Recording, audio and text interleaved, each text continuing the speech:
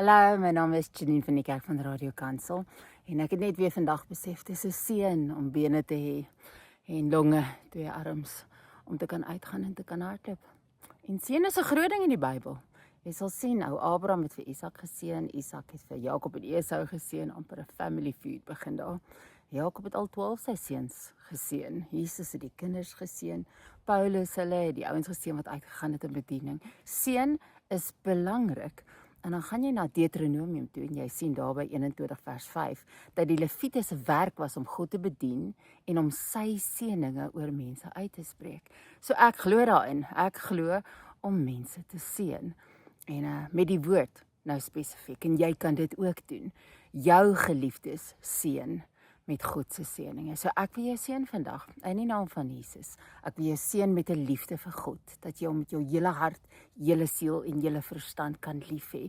Die kapasiteit kan leer hoe om beter lief te hê elke dag en om ander lief te hê soos jouself. Dat jy die kapasiteit sal hê, die nederigheid sal hê om almal te kan dien, 'n dienskrag van almal te wees, om geleenthede te sien en te sien wat jy het om mense mee te dien. Ek seën jou met geduld. Ek sien jou met net 'n neerlê van trots, sodat jy die kapasiteit sal hê om te vergewe, dit wat nie te vergewe kan word nie. Ek sien jou finansies, dat jy genoeg sal hê om te kan gee, om sy koninkryk te ondersteun en die wat in bediening is te kan ondersteun. Ek sien jou met vrede wat alle verstand te bowe gaan, sodat jou hart bewaar kan kom in hierdie vieslike wêreld waarin ons lewe. Ek wil jou seën met 'n sense of excellence, né? Daar by die werk. As die Here sê ons moet ons werk doen soos vir hom. Ek wil jou seën dat jy van die beste werknemers en werkgewers in die wêreld sal wees, dat mense Jesus sal sien.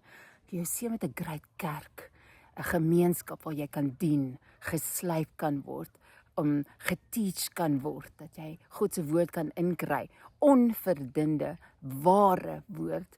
Ek wil jou seën met 'n honger vir God se woord, dat jy nuuskierig sal wees en meer wil uitvind oor jou God, hoe hy dink, hoe hy die lewe maak en waar jy inpas in dit alles in.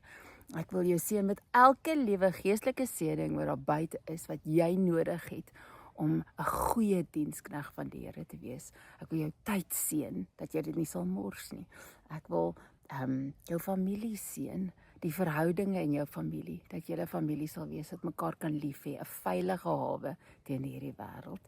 En dan wil ek jou seën in die naam van Jesus Christus, om 'n volger van Jesus te wees, wat mense Jesus sal wys, 'n hart vir verlorenes. Dis waarmee ek wil seën in die naam van Jesus Christus vandag.